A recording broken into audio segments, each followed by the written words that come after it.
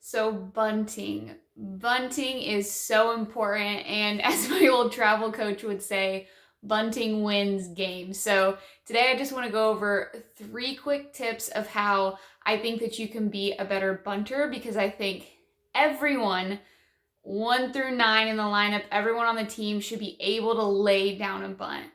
Okay?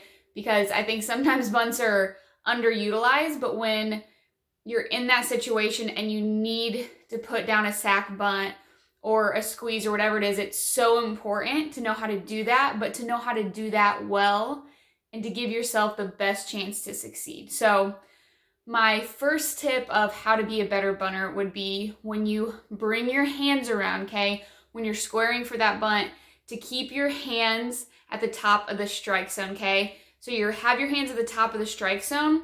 That does kind of one of 2 things there, okay? Helps you to keep your hands high so you're not starting down here and having to come up to get a ball that might be at the top of your strike zone. And it tells you, okay, this is my limit. I'm looking over the bat as I'm bunting, and I know if I see a ball coming even this much higher, okay, I'm pulling back because that's out of my strike zone. Because if I bring my hands around high and my bat around high at the top of my strike zone, I'm gonna know that if it's coming up, I'm pulling back. I'm not even going for it. All I have to do is go down to get the ball, okay? So bringing our hands around the top of the strike zone so we can look over that bat.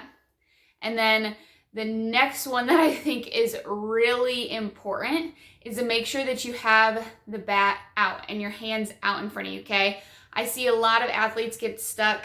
They come around a bunt and their hands are really into them here, and that's where you get a lot of bunts that are going foul or going right in front of the plate, whatever it is. So when you square around, you want to get your arms out, okay? You want to have a little bit of extension in those elbows so the bat's out in front of you, so the bat's out in front of the plate, so the ball goes out in front of the plate. We don't want the ball going straight down, going foul, like I said before. So gotta keep those arms kind of out, keep your hands out in front of you. And then tip number 3, the last one, is something I also see a lot when it comes to athletes fouling off bunts, okay, or popping them up, is the angle of their bat. So when you bring your bat around, you want to have that, a little bit of that nice angle, okay? We don't want the bat flat.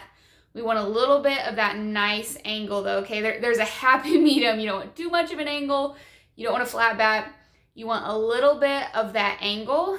And not only that, you want that bat head tilted forward just a little bit. So one thing, I'll have girls and they'll have their bat at a really good angle, but the bat head's coming back into them like this, so the ball hits and goes back this way, okay? So if we can keep that bat head either neutral, or I like to tell girls to anchor this hand and point it out just a little bit, okay? So they can make sure that they're not letting that bat come back this way into their body. So again, I think those 3 tips can really help you to improve your bunting game.